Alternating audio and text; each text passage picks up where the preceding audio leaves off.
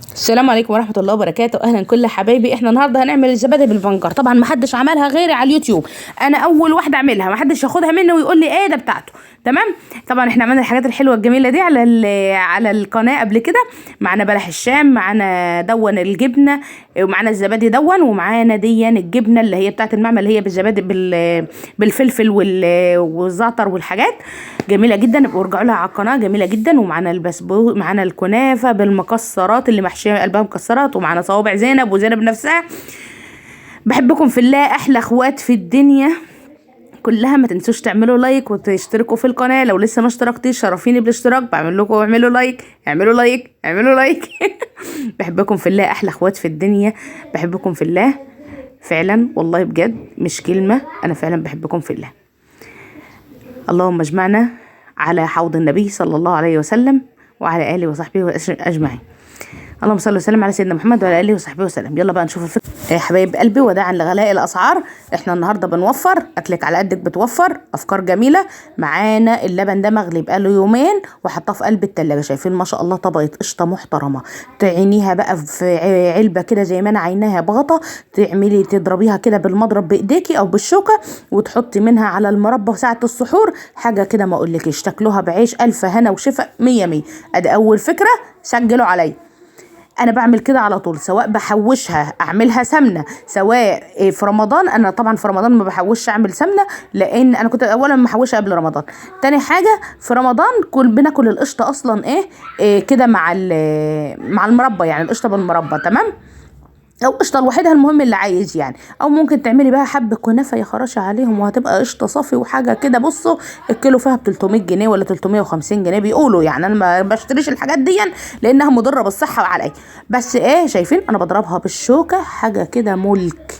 بصي دي قشطه اصلي صافي اهو، لبن صافي، قشطه صافي، حاجه كده ما اقولكيش، خيال خيال ونظافه وضمان. وبصي الطعم ما فيش بعد كده. كفايه ان هي انتي اللي عاملاها. يعني علبه القشطه دي تسوى لها 50 جنيه. العلبه اللي انت شايفاها دي تسوى لها 50 جنيه. اتحوشت من كام كيلو لبن؟ قولي مثلا من 5 كيلو لبن، قولي مثلا من 5 كيلو لبن او 4 كيلو لبن. حوشنا العلبه الحلوه دي، اعملها قشطه. انت بتحطي ايه على السحور؟ طبق بس على حته مربى بيقضي السحور زي الفل. بقول لكم اهون اللبن اهون شلنا منه الوش. اللبن كمان اللي في العلبه التانية انا شايله منه الوش. هنعمل الزبادي بالبنجر. بصوا ادي الفكره التانية، سجلوا عليا اهو. زبادي طبيعي وبنجرايه، ما معناش اكتر من كده.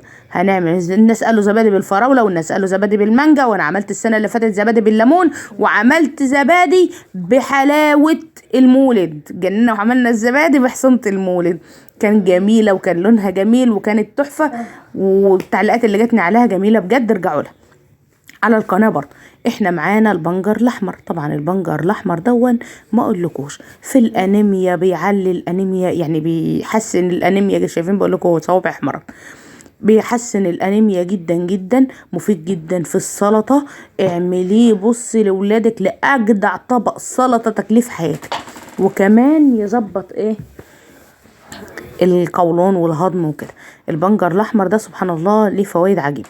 تمام. فمعانا عملنا بقى، انا بنجرايه صغنونه كده، فقمنا بشرين منها يا باي، مش عايزه تقف. فبشرناها بشر عشان نطلع الاحمرار بتاعها. بدل ما تبقى زبادي بالفراوله، اعمل لهم زبادي بالبنجر. هيعلي قيمه الزبادي الغذائيه. اولا الزبادي بيساعد على الهضم، لما كمان يكون فيه بنجر هيديك اللون بتاع الفراوله، اللون الحلو اللي الولاد بيحبوه.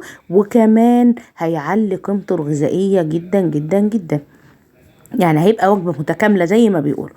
معانا هنا لبن، بقول لكم ان انا برضو شايله وشه قبل كده اهو. شايفين مسافه ما حطينا حبه اللبن على بشر البنجر احمر. بقول لكم هو ما شاء الله محمر ايديا وحمر لي كل حاجه.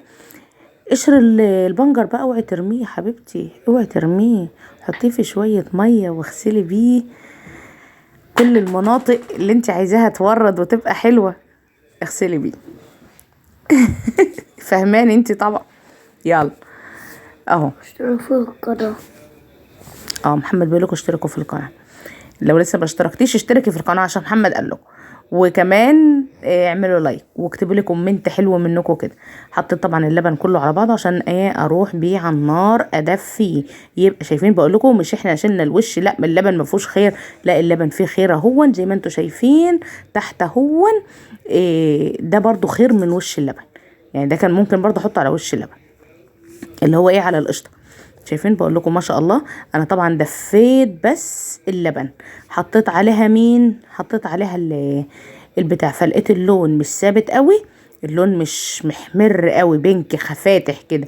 قمت رايحه عامله واخده كمان شويه لبن وضرباهم يا حبايب قلبي في قلب الخلاط اهو زي ما انتم شايفين اهو. البنجر بالشوات اللبن، طبعا ما بنضيفش ميه للزبادي، ده زبادي، فضربناه في وش الخلاط، فضربناه في قلب الخلاط زي ما انتوا شايفين.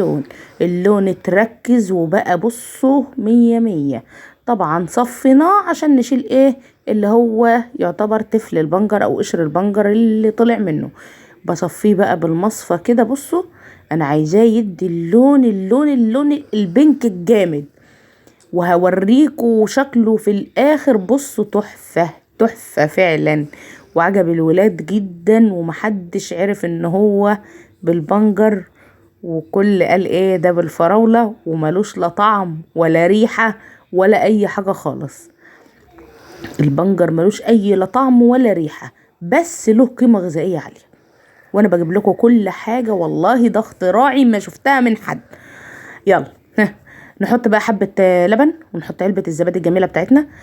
طبعا انا بقى عشان بعمل 2 كيلو لبن، فبحط عليهم عشان مبقاش عشان ابقى صريحة في المعلومات، بحط عليهم علبة زبادي جاهزة وعلبة من اللي انا كنت عاملاه. تملي بعمل كده، بحط علبة زبادي جاهزة وعلبة من اللي انا كنت عاملاه.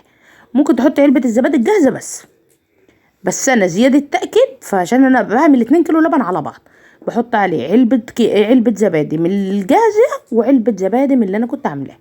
بيطلع ماسك و100 وما بيخسرش ابدا ان شاء الله بامر الله، وربنا يصلح ما بين ايديكم. بقول لكم ان انا حطيت كمان معلقتين عسل في الخلاط عشان يدوبوا كده، عشان يبقى هو محلي منه فيه. محدش يحط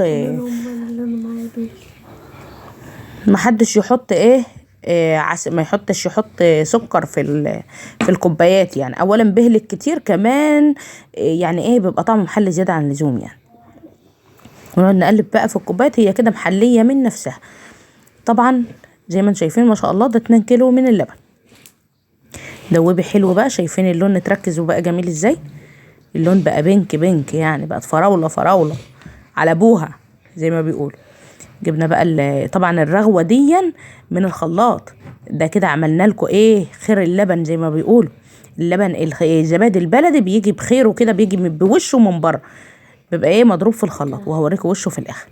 طبعا ما شاء الله. اقول لكم عمل لنا كام كوبايه. احنا مثلا عندنا، احنا قلنا 4 ايام في 5، عملنا كام؟ 4 في 5 بكام؟ انتوا بقى شطار، احسبوا 4 في 5 بكام؟ ب20. عملنا 20 كوبايه، بس الكوبايه قد كوبايه الزبادي. يعني احنا عندنا كوبايات صغيره وكوبايات كبيره اهو. شايفين انا مليت كوبايه الزبادي، ممكن كوبايات الزبادي تعينيها وتعملي فيها ولا بتسيح ولا اي حاجه، واحنا كده بنحطها في ميه سخنه ولا اي حاجه. وعندنا كوبايه الصقنقونه دي حلوه.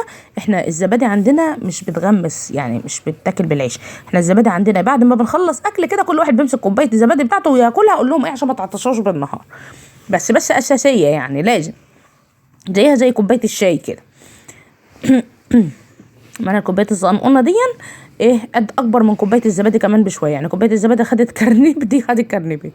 طبعا الكوبايه دي بتاخد 3 كرانيب اهو. شايفين في كوبايات كده وفي كوبايات كده دي برضه هتاخد 3 كرانيب اهو. لا دي خدت كوبايتين كرنيبين اهو.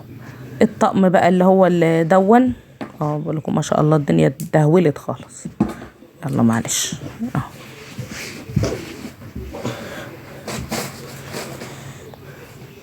في القناة دوسوا لايك بقى، واشتركوا في القناة لو لسه معانا لحد هنا، وفعلوا الجرس. وبعدين اهو عملنا كل الكوبايات على فكرة بتاعت الطقم العسلي دي قد كوبايتين من الزبادي، يعني كوبايتين بالظبط من الزبادي، تاخد كمية يعني. انا بزود برضو الكوبايات اللي ناقصه بزودها عشان تبقى كوبايه كده ايه محترمه تملى العين. واملي الكوبايه ما تخافيش مادام الزبادي هيربط معاكي ولا اي حاجه. يلا بقى احنا بنسخن ميه على النار اهو.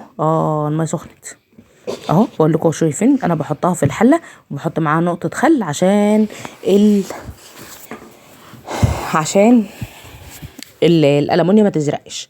نقطه خل بس مع الميه السخنه، حتى لو بتغلي ميه سخنه في اي ألمونيا حطي معاها نقطه خل. بتعملي دكر بط كده وهي عارفه ان هو هياخد سوا وخايفه على الحله تزرق، حطي معاه بتاع كوسايه.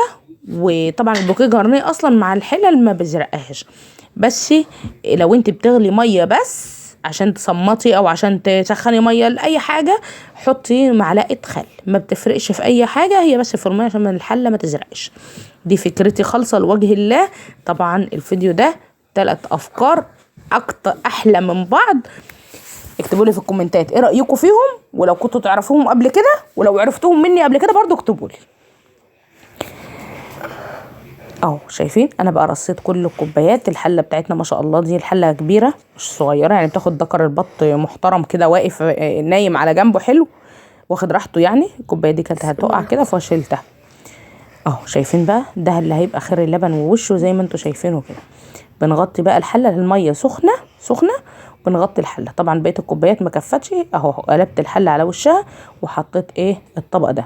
برضو الطبق ده مش نافع، تحس ان هو غاطس كده وانا عايزه حاجه تحبك على البتاع، برضو مش نافع. قلبناه على وشه كده حبكت على حافه الطبق جامد. يعني نغطيه بقى بفوطه او بملايه او بدفايه اي حاجه اللي يعجبك. نحطها على الغساله هون كده لما لاخر النهار. احنا كده مثلا كنا بعد الظهر يعني كنا على الظهر كده او بعد الظهر بحاجه بسيطه قبل ما اصلي الظهر يعني، بس كان الظهر جدا. وعملته كده وجيت قبل ما اروح اصلي بعد المغرب على طول قبل ما اروح اصلي التراويح كنت شايلاه. طبعا بيبقى سخن وتبقى الميه كمان سخنه، لو سبتيه اكتر من كده هيسرد ميه اهو زي ما انتم شايفين شكله. على فكره كان سخن والله وانا ماسكاه كده كان سخن لسه ما كانش ساقع. شايفينه بقلبه وبعمل فيه التست بتاع ان الزبادي 100 وحاجه كده. بصوا عظمه على عظمه يا ست. شايفين خيره ووشه. والله كانت الكوبايات دافيه، انا يا دوب حطيتها في التلاجة وعملت الحركات دي وصورت الفيديو عشان كنت مستعجله عايزه اروح اصلي العشاء. يعني الكلام ده بعد المغرب على طول حاجه كده. شايفين الكلام ده كله كان سخن ما كانش برد، يعني شايفين تماسكه وحاجه كده جامده. وده اللي كان بقطع الفراوله. اتمنى تشتركوا في القناه وتفعلوا زر الجرس كمان مره وتعملوا تعليق.